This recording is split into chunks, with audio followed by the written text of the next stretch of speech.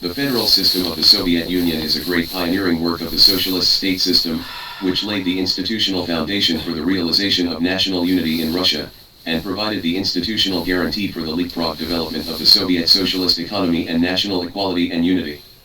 The fundamental reason for the destruction of the Soviet Union was that the CPSU deviated from Marxism-Leninism, the leadership of the Communist Party and the Socialist Road, rather than the free withdrawal clause. After the disintegration of the Soviet Union, Russia went from bad to worse, and the conflicts between the former republics continued, and even many serious military conflicts broke out. Re-understanding the historical value of the Soviet Union's federal system and summarizing the experience and lessons of the destruction of the Soviet Union will help my country to strengthen the for self-confidence, further improve the system of ethnic regional autonomy, and ensure the smooth realization of the grand goal of building a modern socialist country in my country. Since the outbreak of the armed conflict between Russia and Ukraine in 2022, some people have attributed the disintegration of the Soviet Union to the Soviet federal system, and believe that the free withdrawal clause is a landmine that led to the disintegration of the Soviet Union. In fact, the federal system of the Soviet Union is a great pioneering work of the socialist state system. Russian history proves that Lenin was a master who combined the firmness of principles with the flexibility of tactics. It was he who, under the reality of the division of the Russian Empire, changed his original position against federalism and designed the Soviet Union with national federalism, for the third time to aggregate the territory of Russia's great powers. The Soviet federal system not only laid the institutional foundation for the unification of the Soviet Union, but also provided institutional guarantees for the leapfrog development of the Soviet socialist economy and national equality and unity. After the Soviet Union was destroyed in 1991, Russia's comprehensive national strength, people's life, and international status declined sharply, forming a sharp contrast with the so-called freedom, democracy, and prosperity that the people expected before. On the contrary, the contradictions between the former Soviet republics intensified, and serious military conflicts even broke out many times. On the occasion of the 100th anniversary of the founding of the Soviet Union, re-understanding and summarizing the historical value and experience and lessons of the Soviet federal system will help us further strengthen the for self-confidence, further strengthen and improve the system of ethnic regional autonomy, and ensure that my country's socialist modernization power the ambitious goal of construction was successfully achieved. 1. Laying the institutional foundation for national unification. After the outbreak of the October Revolution, with the independence and restoration of Finland, Poland, and other countries, and the establishment of local Soviet regimes, Tsarist Russia has actually been in a state of disintegration. The remnants of the Tsar and the European reactionary forces colluded with each other in an attempt to kill the new Soviet regime militarily. The bourgeois elements represented by the Vika conversion faction attempted to peacefully evolve the Soviet regime into a bourgeois regime from within. The nascent Soviet regime was facing a severe test of life and death. To unite and establish a unified country has become the primary task of the Russian Communist Party, Bolsheviks, and it is also the common wish of all Soviet republics. Establishing a unified country is an inevitable choice to defend the Soviet regime. First of all, unification is conducive to further strengthening the military alliance of the Soviet republics and repelling the military attacks of hostile forces. During the Russian Civil War from 1918 to 1922, the Soviet republics formed military alliances and coordinated the use of military resources of the Soviet republics to effectively resist the attacks of hostile forces and defend the Soviet regime. Although the Soviet regimes of various countries achieved victory in the civil wars, the military threat of imperialism was not completely eliminated. In order to restore and develop the economy, the army of the Soviet republics was reduced from nearly 3 million to about 600,000 after the war. Imperialism is still in an absolutely superior position militarily. In the context of the enemy being strong and we being weak, the Soviet regimes must further strengthen their coordination and enhance their military struggle capabilities in order to ensure that they will not be overthrown by the military. Secondly, unification is beneficial to avoid the intensification of conflicts among the Soviet republics and being broken individually. During the reign of the Tsar, the ethnic minorities in Russia were deeply exploited and oppressed, and the suspicions and contradictions between the Russian nation and other nations were also intertwined. The Soviet republics formed on the basis of nationality are very likely to break out of civil war again due to the intensification of national and religious contradictions. The establishment of a unified country is not only conducive to enhancing the trust among various ethnic groups and improving ethnic relations, but also beneficial to the Soviet republics under the unified leadership of the party and the central government to avoid various conflicts from intensifying and falling into civil war. Finally, unification is conducive to safeguarding national sovereignty and territorial integrity, and realizing the maximization of national interests. Because the Tsarist Russia had disintegrated, in fact, there was no unified and legitimate national representative of Russia in the international arena. In order to be able to contend with imperialism and protect their own rights and interests to the greatest extent, in 1922, after consultations among the Soviet republics, they decided to authorize representatives of the Russian Federation of Soviet Republics to attend the Genoa Conference. The Russian representatives strongly defended the interests of the Soviet republics at the Genoa Conference, making the countries further aware of the necessity and importance of unity. This is a crucial step for finally establishing a unified country, breaking the isolation and blockade of imperialism, and safeguarding national interests. Federalism achieves national unity on the basis of equality and self-determination. Due to Russia's vast territory, numerous nationalities, and significant regional differences, there were serious differences in the Russian Communist Party, Bolsheviks, about what kind of state system the unified country should adopt. Before the October Revolution, Lenin had always adhered to the Marxist theory of national self-determination and advocated the establishment of a unitary state. In his view, federalism can only be used as an option in constitutional form under special circumstances. After the October Revolution, due to a deeper understanding of Russia's national conditions and the urgency of the situation, Lenin's attitude towards federalism changed, but he still insisted on the principle of national self-determination. Lenin emphasized, "We are not going to encourage independence, nor cancel their independence, but to build a new building, a federation of equal republics. The federal system we are currently implementing and will implement is precisely it is the most reliable step to unite the various nationalities of Russia into a united, democratically centralized Soviet state." In order to implement the right of national self-determination and prevent the resurgence of Great Russianism, Lenin proposed that the Soviet federal system empower the Soviet republics to withdraw from the right of the alliance, the so-called free withdrawal clause.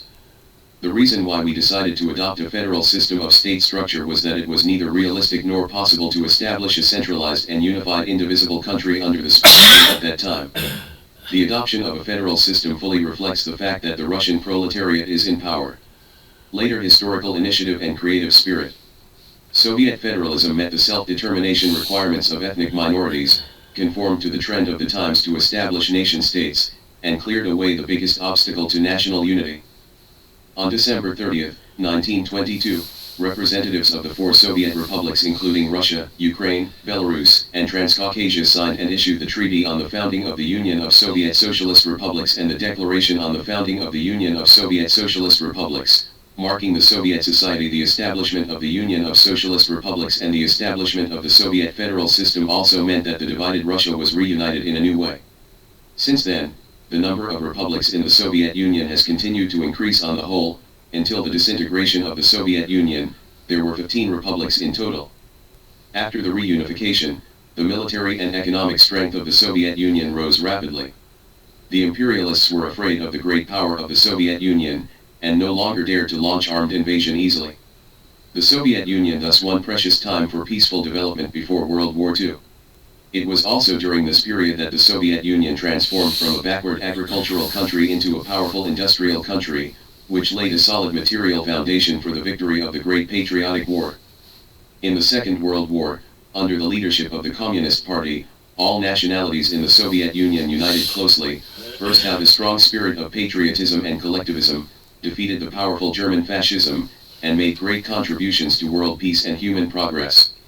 At a critical moment when Germany lost a large amount of territory and German fascists approached Moscow, none of the republics of the Soviet Union invoked the so-called free withdrawal clause to withdraw from the Soviet Union. The great triumphant song of victory. The Soviet federal system has withstood the historical test of blood and fire. To provide institutional guarantee for the leapfrog development of the socialist economy. After the First World War and the Civil War, the economies of the Soviet republics suffered damage to varying degrees. Grain, metal, cotton, etc. were severely lacking after war wear and tear. The normal life of the people was seriously affected, and the financial aspect generally encountered a relatively large crisis. The imperialist economic blockade has made the economies of all countries more and more difficult. Scholars pointed out that the danger of economic isolation of our republic still exists. In order to get rid of economic difficulties and achieve rapid economic development, establishing and developing a socialist economic system was the only correct choice for Russia at that time.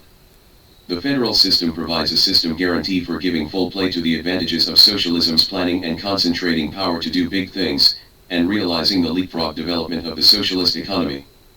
First of all, the federal system is conducive to the country's unified planning of the national economy. National economic development needs to take into account multiple relationships such as central and local, urban and rural, long-term and short-term, development and security. In Russia, a country with relatively backward industry and agriculture as a whole and great regional differences, the only way to achieve rapid development of productivity as a whole is to integrate the power and resources of all Soviet republics into an inseparable unified economic whole, and then operate according to a unified national economic plan. It is possible to give full play to the advantages of socialism in concentrating its forces on major tasks. The prerequisite for socialism to concentrate its forces to accomplish major tasks is the unity of the country and the smooth flow of government orders.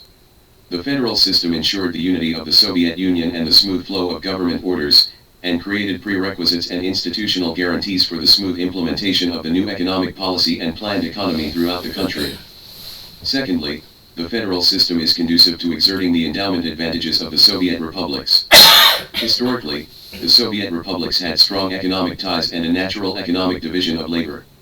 Western Russia and Belarus have a relatively good modern industrial base. Ukraine has a vast and fertile black land, known as the European granary, and is also an important steel and coal producing area. Countries in Central Asia have considerable cotton production and a large number of metal deposits. The Caucasus region was one of the most important oil producing areas in the world at that time. This economic regional comparative advantage and economic connection determine that it is impossible for the Soviet republics to fully develop in a relatively independent state. Only the division of labor and cooperation under the leadership of a unified government is the best way for the economic development of the Soviet republics. Excellent choice. The establishment of the federal system enabled the economic ties of the Soviet republics to be remaintained and developed rapidly according to their own advantages. Based on the comparative advantages of the Soviet republics, the Soviet Party and government made a reasonable overall plan for the national economic structure. For example, the Soviet republics in Central Asia focused on the development of the textile industry and copper and iron processing industries. Soviet republics such as Russia, Belarus, and Ukraine focused on the development of heavy industries such as machinery manufacturing. The Caucasus region developed the oil industry around oil fields. Finally, the federal system is conducive to realizing the balance of interests and common development of the Soviet republics. Due to historical and practical reasons, it is inevitable that there are some conflicts of interests among the Soviet republics. Within the framework of the federal system, the Soviet Union's party and government could fully take care of the economic development of relatively backward nationalities and regions, ensure the common and coordinated development of all member countries, and avoid confrontation and division due to serious differences in interests. The federal system puts the Soviet republics under one country, that is, a federal system based on a unified currency, basic policies and regulations, etc., which greatly reduces transaction costs between regions, improves the convenience of economic activities, and strengthens mutual dependence. With the establishment of the federal system, the transportation system among the Soviet republics, which was once blocked due to the war, was reunified and operated, which greatly promoted the overall recovery and development of the National Socialist economy. Under the socialist federal system, the interests of the republics of the Soviet Union were fully guaranteed, and the enthusiasm of the people of all nationalities to build socialism was also fully mobilized. The comprehensive national strength of the Soviet Union developed rapidly, and it became the largest industrial output value in Europe and the second largest country in the world. Compared with 1913, the total industrial output value in 1940 increased by 6.7 times, of which the production of means of production increased by 12.4 times, and the production of consumer goods increased by 3.6 times. The output value of the machine manufacturing industry increased by 49 times in 1940 compared with 1913. After the Second World War, the Soviet Union's economy and society developed rapidly in an all-round way, and its comprehensive national strength continued to increase. It was even once in an offensive position in the Cold War with the United States. The great achievements of the Soviet Union's socialist economic construction fully embody the scientific and historical progress of the scientific socialism theory, fully prove the superiority of the socialist system, and fully confirm that the Soviet federal system is the best choice for the Soviet Union's national conditions. The Soviet Union not only developed itself rapidly, but also fully carried forward the spirit of internationalism, provided a large amount of economic and technical support for the national democratic movement and socialist movement in the world, and greatly encouraged and promoted the liberation cause of the people of the world. Russia, the weakest link in the chain of imperialism, established a socialist system and opened a new chapter in human history. 3. Guarantee the unity, harmony, and common development of all ethnic groups. During the reign of the Tsar, the reactionary ruling class preached that Russia was superior to other nations, and other nations should consciously accept the rule of Russia, that is, the so-called Great Russianism. Under the prevalence of Great Russianism, the nationalities who have been oppressed and enslaved for a long time have a strong desire to get rid of slavery and regain freedom, and national separatism also breeds rapidly. After the October Revolution, the Russian Communist Party, Bolsheviks, attached great importance to ethnic equality. The Russian Soviet regime promulgated the Declaration on the Rights of the Peoples of all Nations in Russia, announcing the abolition of the national discrimination policy during the Tsarist Russia period and replacing it with national equality and national self-determination. Although the Russian Communist Party, Bolsheviks, attaches great importance to national equality, the ideological trend of Great Russianism and national separatism has not been eradicated. Lenin once pointed out, scratch a certain communist, and you will find that he is a great Russian chauvinist. These two wrong ideas are intertwined and influence each other, seriously affecting the national unity of Russia, restricting the construction of socialism in Russia. In order to curb Great Russianism and national separatism and realize national unity, the Russian Communist Party, Bolsheviks, finally established an equal federal system of Soviet republics after intense discussions. Federalism restrains Great Russianism, guarantees the equality and self-determination rights of Russian minorities, and provides institutional guarantee for the unity and common development of all nationalities in the Soviet Union. Based on the principles of equality and mutual assistance, the Soviet Union's party and government adopted a series of systems, laws, and regulations to improve the relationship between the various ethnic groups with the Soviet Union's federal system as the link. First, ensure the political equality of ethnic minorities at the national system level. Articles 3 and 4 of the 1924 Constitution of the Soviet Union, Articles 15 and 17 of the 1936 Constitution, and Articles 70 and 72 of the 1977 Constitution respectively included provisions to protect the rights of ethnic minorities. According to the Constitution of the Soviet Union in 1924, the Central Executive Committee of the Soviet Union was changed from a unicameral system to a bicameral system, and a Council of Peoples was added that was equal to the Union Council, the highest state authority. The House of Nationalities is an organ representing the interests of more than 100 nationalities in the Soviet Union, which can fully reflect the common interests of people of all nationalities and the special interests of different nationalities. When emphasizing the important role of the Chamber of Nationalities, Stalin pointed out, without such an organ, it would be impossible to manage a multi-ethnic country like the Soviet Union. Such an organ is the second chamber, the Soviet Chamber of Nationalities. The establishment of the Chamber of Nationalities was to solve the problem of ethnic. It provides a suitable platform and approach to solve problems, reflect national demands, and safeguard national interests, and guarantees the rights of people of all ethnic groups to manage state affairs in the form of a system. Secondly, the ethnic minority self-government organs at all levels were established, and autonomous republics, autonomous prefectures, and autonomous special regions were established respectively, which guaranteed the autonomy rights of ethnic minorities from the law and system. Under the laws of the Soviet Union and its affiliated republics, autonomous republics can set up relevant laws and regulations according to their own needs to solve related problems in their management areas. Autonomous prefectures are different from ordinary states in that they have considerable political autonomy. The rights of an autonomous region are stipulated by the Autonomous Region Law. The ethnic region is a unique form of ethnic regional organization in the Russian Federation, and the region is managed by the state and the border area. In the early days of the Soviet Union, considering the long-standing historical traditions in many areas, the administrative agencies in these areas integrated the old management system, which was in line with the actual situation of the local area, and was welcomed and supported by the local people.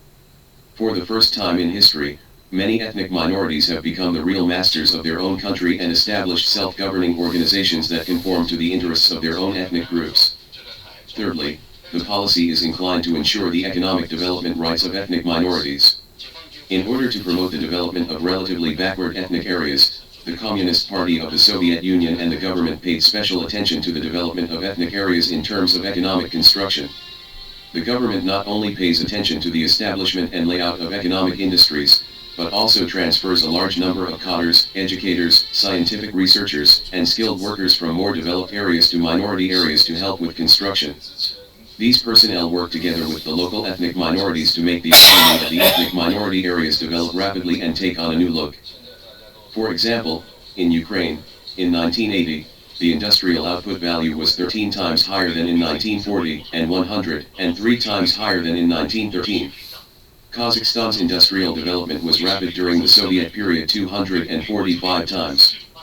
Finally, respect and support the cultural development of all ethnic minorities and ensure the equal rights of ethnic minority cultures. The Soviet Union promoted the development of national education and cultural undertakings through a series of practical and effective measures. In order to develop the national language and prosper the national culture, the Soviet Party and government successively created scripts for 52 ethnic minorities who did not have their own national scripts, established and popularized school networks using their own national languages, which greatly promoted the cultural development of these minorities. Develop. On the issue of ethnic education, the Soviet Party and government greatly developed ethnic education and popularized basic education by increasing investment in education in ethnic minority areas, building a large number of schools, and cultivating a large number of ethnic teachers. From the 1930s to the 1940s, the Soviet Union established more than 100 universities in minority areas. This important move changed the situation of serious shortage of educational resources, especially higher education resources, in minority areas before the establishment of the Soviet Union. By the 1940s, through a large-scale literacy campaign, the Soviet Union basically eliminated illiteracy throughout the country and greatly improved the cultural level of the people of all ethnic groups.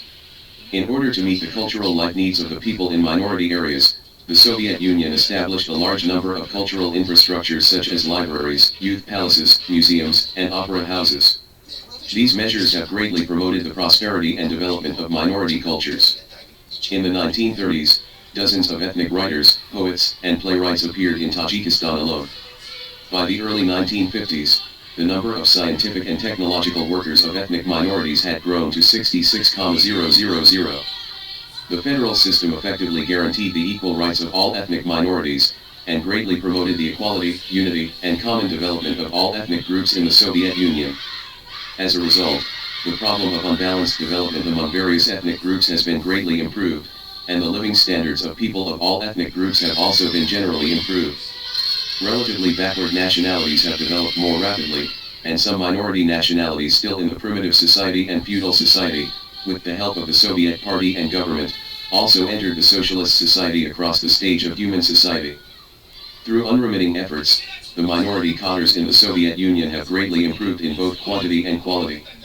By 1946, the number of ethnic minority party members had increased to 1.8 million, accounting for 32% of the party members in the entire Soviet Union. By the end of the 1940s, the Soviet Union basically formed a cadre team of ethnic minorities. The cadre team of ethnic minorities in the Soviet Union growing stronger and more mature is of great significance for the people of all nationalities in the Soviet Union to be the masters of the country. This team has also become one of the backbone forces of the socialist construction of the Soviet Union. Thanks to various national equality and unity policies under the Soviet federal system, the interests of all nationalities have been fully guaranteed, and the ethnic minority areas have developed rapidly. Therefore, in the 70-year history of the implementation of the Soviet Constitution, until Gorbachev came to power, there was no period of extremely sharp ethnic conflicts. No major ethnic conflicts occurred in various regions of the Soviet Union, and there was no franchising the phenomenon of the independence of the Republic. For contemporary enlightenment, General Secretary Xi Jinping pointed out, history always moves forward. We sum up and learn from historical lessons in order to use history as a mirror and move forward better. It has been more than 30 years since the drastic changes in the Soviet Union and East in 1991. In these years, Russia, which deviated from the socialist system, gradually declined amid internal and external troubles. As the world's first socialist country, the experience and lessons of the rise and fall of the Soviet Union are worthy of our deep thinking. In stark contrast, our country has created one world development miracle after another and created a new form of human civilization on the road of socialism with Chinese characteristics. 1. Adhere to the overall leadership of the party and the path of socialism with Chinese characteristics. The rise and fall of Russia is closely linked with Soviet socialism. After the October Revolution, Russia re-realized national unity and made brilliant achievements precisely because it chose the leadership of the Communist Party and the road of socialism. On the contrary, after the Soviet Union was jointly destroyed by hostile forces at home and abroad, the country once again fell into a situation of division, chaos, and retrogression. The so-called reforms and new thinking did not bring the Soviet people the democracy, freedom, and prosperity it claimed. The huge wealth accumulated by the Soviet people in the 70 years of socialist construction soon fell into the hands of the oligarchs and the West. Russia today cannot be compared with the Soviet Union in those days, whether it is hard power such as economy, technology, or cultural soft power. Especially after the outbreak of the Russia-Ukraine war, due to Western sanctions and its own structural reasons, Russia's economic and social development is even more difficult. Although Ukraine has Western support led by the United States, its infrastructure and industrial system were severely destroyed during the war, and it owed huge war debts. The fundamental bond of unity among the various nationalities in the Soviet Union, the Communist Party of the Soviet Union, Marxism, and socialism was disintegrated by the leadership of Gorbachev, and the ideological, political, and economic foundations on which the alliance relied were completely destroyed. Under the background of the national separatist forces, they publicly disintegrated the Soviet Union in the name of the people, and the Constitution gave the republics the right to withdraw from the Union freely. History and reality have proved that the root cause of the decline of Russia, Ukraine, and other countries today is to deviate from the guidance of Marxism-Leninism and deny the leadership of the Communist Party and the Socialist road. In contrast to the destruction and dismemberment of the Soviet Union, the Communist Party of China has withstood the impact of the upheaval in the Soviet Union and the East. Under the background of the low tide of the world socialist movement, it adheres to the 4 basic principles and successfully promotes socialism with Chinese characteristics into the 21st century. China has always adhered to the party's overall leadership and the road of socialism, faced with many difficulties, constantly overcome difficulties and obstacles, and continued to move from victory to victory. A miracle of development that attracts the attention of the world. General Secretary Xi Jinping emphasized, adhering to the leadership of the party is a matter of direction. We must have a clear-cut stand and a firm stand. We must never answer shyly and vaguely, and we must never cover up and engage in self-paralysis. Adhering to the road of socialism with Chinese characteristics is related to the country, the future, the destiny of the nation, and the well-being of the people. History and reality have fully proved that adhering to the party's overall leadership and the path of socialism with Chinese characteristics is the fundamental guarantee for the great rejuvenation of the Chinese nation. Denying the party's leadership and the path of socialism will inevitably lead to incalculable disasters, and national rejuvenation was out of the question. In the new historical period, in the face of major changes unseen in a century, we must unswervingly adhere to the party's centralized and unified leadership and the road of socialism with Chinese characteristics, adhere to the guiding position of Marxism, and adhere to self-confidence in the road, theory, and system, cultural self-confidence, firmly believe that socialism will surely win and communism will be realized, continue to promote the construction of a modern and powerful socialist country with firm belief and practical actions, and continue to promote my country's socialist cause to achieve new great victories. 2. Adhering to and improving the system of ethnic regional autonomy. Although the federal system of the Soviet Union has played an important role in promoting ethnic equality and protecting the rights and interests of ethnic minorities, the federal system should keep pace with the times and be constantly improved. The federal system came into being in the era of revolution and war, adapted to the domestic and international conditions of Russia at that time, and played an important role in national unity and national unity. The free withdrawal clause has been retained without additions and without setting conditions for withdrawal. This makes the original transitional institutional arrangements solidified and permanent. With Khrushchev and Brezhnev ignoring ethnic conflicts during their administrations, conflicts of interest between the republics continued to deepen, and the Soviet leadership did not take the initiative to adjust and improve the federal system in time, and even to a certain extent allow conflicts to intensify. This undoubtedly provides an opportunity for separatist forces and reactionary forces at home and abroad. When Gorbachev was in power, the Soviet Union deviated step by step from the road of socialism and gave up the leadership of the party until the Soviet Union was destroyed. National federalism itself does not have self-sustaining power and authority. When its only support, the Democratic Centralism Party, collapses, it will die. Without the Communist Party and the socialist system, the Soviet Union also lost basis for existence. According to China's specific national conditions and long-term revolutionary experience, the Communist Party of China creatively proposed a system of ethnic regional autonomy on the basis of the Soviet Union's federal system, which provided institutional guarantees for the equality, unity, and common development of all ethnic groups in the country. Compared with the federal system of the Soviet Union, the regional ethnic autonomy system has the advantages of clear affiliation between the central and local governments, and the principle of sovereignty in the constitution and related laws, leaving no opportunity for any separatist forces to take advantage of. General Secretary Xi Jinping pointed out, the system of regional ethnic autonomy is a basic political system of our country and an important content and institutional guarantee for the correct path to solve ethnic issues with Chinese characteristics. Since the establishment of the system of regional ethnic autonomy, people of all ethnic groups have been united, struggling, withstood the test of practice, effectively safeguarded the unity of the motherland, enhanced the country's modern governance capabilities, and promoted the equality, unity, prosperity, and development of all ethnic groups. Facts have proved that the system of ethnic regional autonomy is the optimal institutional arrangement that suits China's national conditions, effectively guarantees national unity and ethnic equality, and promotes the common prosperity and development of all ethnic groups. In the new era of socialism with Chinese characteristics, we should unswervingly adhere to and improve this basic political system, ensure national unity, sovereignty, and territorial integrity, and continuously promote the common development and common prosperity of all ethnic groups. 3. Cultivate the consciousness of the Chinese nation community. Although the federal system eased the national contradictions in the Soviet Union to a certain extent, the Great Russianism and national separatism did not completely disappear. Lenin's successors failed to realize the long-term and arduous nature of the national problems in socialist countries, and ignored the national contradictions within the Soviet Union, resulting in a serious shortage of national identity, education, and the continuous destruction of national cohesion.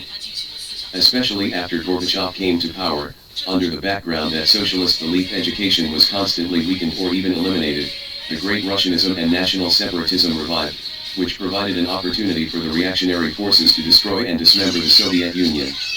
The disintegration of the Soviet Union was due to various reasons. From the perspective of the federal system, it was not a mistake in choice, but a misunderstanding in practice by Lenin's successors. Disputes continued, and serious military conflicts broke out successively between Russia and Georgia, Armenia and Azerbaijan, and Russia and Ukraine. The positive and negative experiences of the Soviet Union and China's 5,000-year history show that only when the Chinese family is prosperous and strong as a whole can each of the 56 ethnic groups prosper. General Secretary Xi Jinping clearly pointed out in the report of the 19th National Congress of the Communist Party of China, comprehensively implement the party's ethnic policy, deepen the education of ethnic unity and progress, build a sense of community of the Chinese nation, strengthen the exchanges and integration of various ethnic groups, and promote the development of ethnic groups that are as close as pomegranate seeds. Hug together, unite and struggle together, and prosper and develop together. Therefore, we need to further strengthen the education of the awareness of the Chinese nation's community, and form a strong barrier against separatist forces in the field of ideology. In the new historical period, we should unremittingly carry out the propaganda and education of the Marxist view of the motherland, nation, culture, and history, so as to lay a solid ideological foundation for the Chinese nation community. We must practice the party's ethnic policy in the new era and forge a sense of the Chinese nation community.